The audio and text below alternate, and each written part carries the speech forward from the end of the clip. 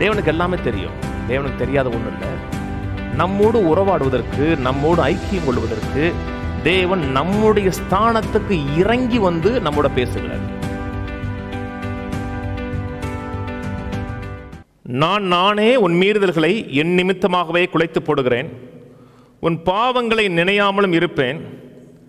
நாம் ஒருவரோடு ஒருவர் வழக்காடும்படி எனக்கு நினைப்பூட்டு, நீ நீதிமானாக விளங்கும்படி உன் காரியத்தை சொல். இங்கே தேவன் சொல்லுகிறார், உன் பாவங்களை நான் நினைக்க மாட்டேன். என்கிட்ட வரும் பொழுது நீ செய்த பாவங்கள், அக்கிரமங்கள், அநியாயங்கள், உன் வாழ்க்கையில் இருக்க குறைவுகள், அதை நினைக்க மாட்டேன். பழைய உடன்படிக்கை என்பது பாவங்களை நினைவு கூறுகிற உடன்படிக்கை தான் பழைய உடன்படிக்கை. புதிய உடன்படிக்கை பாவங்களை நினைவு கூறுகிற உடன்படிக்கை கிடையாது, நீதியை நினைவு கூறுகிற உடன்படிக்கை. தேவன் நமக்கு கொடுத்திருக்கிற நீதியை நினைவு கூறுகிற உடன்படிக்கை. கர்த்தர் சொல்கிறார், உன் மீறுதல்களை என் நிமித்தமாகவே குலைத்து போடுகிறேன், உன் பாவங்களை நினையாமலும் இருப்பேன். நாம் ஒருவரோடு வழக்காடும்படி ஒருவரோடு பேசிக்கொள்ளும்படி, ஒருவரோட சம்பாசனை வழிகொள்ளும்படி, ஒருவரோடு உறவாடும்படி, ஐக்கியம் கொள்ளும்படி எனக்கு நினைப்பூட்டுங்கிறார். நினைப்பூட்டுன்னு சொல்லும் பொழுது அநேக மக்களுடைய மனதில் என்ன வருகிறது என்றால், தேவனுக்கு தெரியாதா? நம்ம தான் சொல்கிறோம்னா காலையில் ஒரு 5 மணிக்கு கொஞ்சம் அதை யாவப்படுத்துங்கிறோம். ஒரு ஊருக்கு போகும்போது அந்த யாவப்படுத்து, அதை எடுத்தவுக்கு யாவப்படுத்து, இதை எடுத்தவுக்கு யாவப்படுத்து, நான் மறந்துட்டால் நீ மறந்துடாத. ஏன் இன்னொரு ஆள்கிட்ட சொல்கிறோம் என்றால், நமக்கு யாபகம் மறதி இருக்கிறது, அதான் நம்முடைய மனித சுபாவம். இங்கே கர்த்தர் சொல்கிறார், நீ எனக்கு கொஞ்சம் நினைப்பூட்டுங்கிறார். நினைப்பூட்டென்றால் தேவன் எல்லாவற்றையும் மறந்து விடுகிறாரா? அவருக்கு யாபக சக்தி இல்லையா? நாம் சொல்லி தான் அவர் சொன்ன வாக்குத்தத்தங்கள் எல்லாம் அவருக்கு நினைவுபடுத்தி யாபகப்படுத்தி, ஆண்டவர் எப்படிலாம் சொல்லியிருக்கீங்க, கொஞ்சம் பார்த்து செய்யுங்க அப்படின்னு நம்ம நினைவு கூர்ந்து அவரிடத்தில் அற்புதங்களை பெற வேண்டுமா? ஏன் நினைப்பூட்டுன்னு சொல்லப்பட்டிருக்கிறது? அநேக மக்கள் ஏன் சொல்கிறேன்னா, நம்ம நினைப்பூட்டினா தான் தெரியுமா, அவருக்கே தெரியாதா? அவருக்கே பிரச்சனை தெரியாதா? அவருக்கு என்ன கண்ணு இல்லாதவரா? என்னுடைய சூழ்நிலைகள் தெரியாதா? நான் சொல்லி தான் அவர் செய்யணுமா? ஒரு தகப்பன் ஒரு பிள்ளையை பார்த்து, பிள்ளைக்கு தேவையை பார்த்து கொடுப்பது கிடையாதா? அதனால் தேவனுடைய தேவையை பார்த்து, ஒரு வேலை இல்லைன்னா வேலையை கொடுக்கக்கூடாதா? சுகம் இல்லைன்னா சுகத்தை கொடுக்கக்கூடாதா? ஏன் நான் அவரிடத்துல சம்பாசனை பண்ணி ஐக்கியம் கொண்டு அவரிடத்தில் நான் சொல்லணும், ஏன் சொல்லணும் என்று நினைக்கிறார்கள். தேவனுக்கு யாபகம் மறதில்லை. தேவன் எந்த ஒரு காரியத்தையும் மறப்பது கிடையாது. தேவன் எல்லாவற்றையும் தன்னுடைய மனதில் வைத்திருக்கிற தேவன், எல்லாம் தெரியும். தேவனுக்கு 3 முக்கியமான குணாதிசயங்கள் இருக்கிறது. சர்வ வியாபி, சர்வ ஞானி, சர்வ வல்லவர். இதுதான் தேவனுடைய 3 முக்கியமான குணாதிசயங்கள். சகலமும் தெரியும், அவருக்கு மறைவானது ஒன்றுமில்ல, எல்லாவற்றையும் அறிந்தவர்.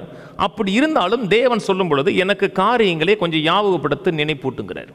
ஏன் சொல்லுகிறார் என்றால், நம்மோட உறவாடுவதற்கு, ஐக்கியம் கொள்வதற்கு முக்கியமான காரியம். அது 18 தேவன் ஆபிரகாம்கிட்ட வந்து பேசுகிறார். அப்போ தான் அந்த சோதோம் கொமோரா அழிவுக்காக ஆபிரகாம் பரிந்து பேசுகிறார். பரிந்து பேசும்போது ஆண்டவர் சொல்லுகிறார், சோதோம் கொமோராவில் நடந்த அக்கிரமங்கள், கூக்குரல்கள் என் காதில் வந்து கேட்குது, அது மெய்யாவே அப்படித்தான் நடக்குதான்னு கொஞ்சம் பார்த்துட்டு வரேங்கிறார்.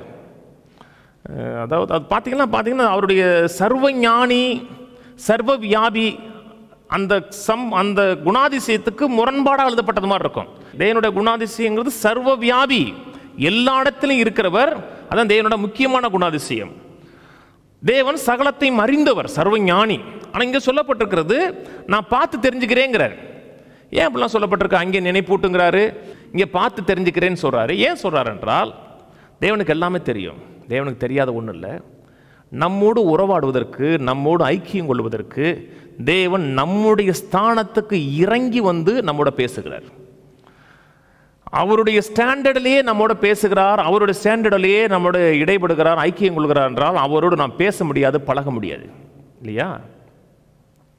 காலைல எந்திரிக்கிறீங்க, கடைக்கு போக நினைக்கிறீங்க, உங்கள் வீட்டுக்காரம்மா வந்து அப்படி வாயை திறக்கிறாங்க, என்ன 5 கிலோ அரிசி தானே வேணும், வாங்கிட்டு வந்துடுறேங்கிறாரு.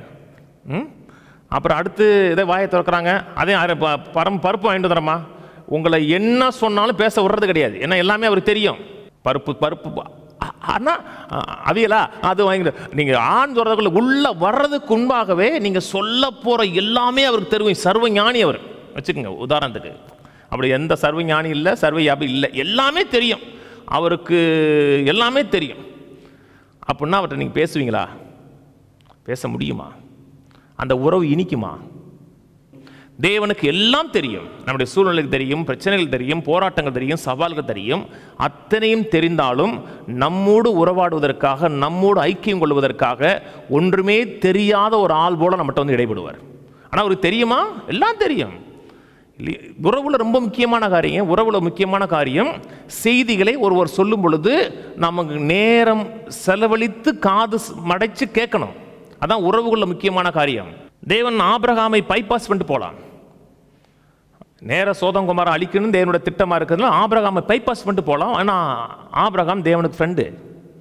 என் ஃப்ரெண்டுக்கு மறைப்பானாங்கிறாரு. ஃப்ரெண்டுகிட்ட வந்து பேசுகிறார், காரியங்களை சொல்கிறாரு. நான் செய்ய போகிறது ஆபிரகாமுக்கு மறைப்போன. ஏன்னா ஆபிரகாமுக்கு சிநேகிதன் மாதிரி ஃப்ரெண்டு மாதிரி பழகிறார். ஃப்ரெண்டு மாதிரி பழகும்போது அவனை பரிந்து பேச விடுகிறார். சோதம் குமாராவை அழிக்கிறதான் தேவ சித்தம், தேவனுடைய நோக்கம் என்றால் அவன்கிட்ட சொல்ல வேண்டிய அவசியம் கிடையாது, அவன் பரிந்து பேசுறதுக்கு இடம் கொடுக்கணும் அவசியம் கிடையாது. அப்படி போய் அழிச்சிட்டு வந்துடலாம். அவன் ஆரம்பிக்கிறான், ஆண்டவரே ஒரு 50 நீதிமான்கள் இருந்தீங்கன்னா நீங்கள் அழிக்க மாட்டீங்களான்னு கேட்டவுடனே இல்லைங்கிறாரு. ஆண்டவருக்கு 10ல் வந்து முடிப்பான்னு தெரியாதா? 10க்கு தான் வரப்போறான்னு அவருக்கு தெரியுமா தெரியாதா? சர்வஞானி சர்வ வியாபி. அப்போ 10 தானே கேட்க போற. நேரத்தை டயத்தை வீணாக்காதப்பா. ஏன் வளவளன்னு பேசுற? எதுக்கு என்ன வேணும் உனக்கு? இப்போ இதானே வேணும், வேணுங்கிற மட்டும் சொல்லு. அப்படி ஆபிரகாம்கிட்ட வந்து ஆண்டவர் சொல்லியிருந்தாருன்னா ஒரே ஒரு வசனம் தான் இருக்கும் அதில், அது கூட இருக்காது.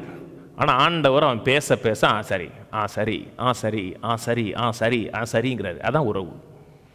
ஜெபங்கிறது அவருக்கு எல்லாம் தெரிந்தாலும் அவருக்கு தெரியாத மறைவான காரியம் ஒன்றுமே இல்லைன்னா கூட நம்மோடு பேசுவதற்காக, நம்மோடு உறவாடுவதற்காக தன்னை தாழ்த்தி ஒன்றுமே தெரியாத இன்னோசென்ட் மாதிரி நம்மகிட்ட வர்றாரு. அதான் அன்பு.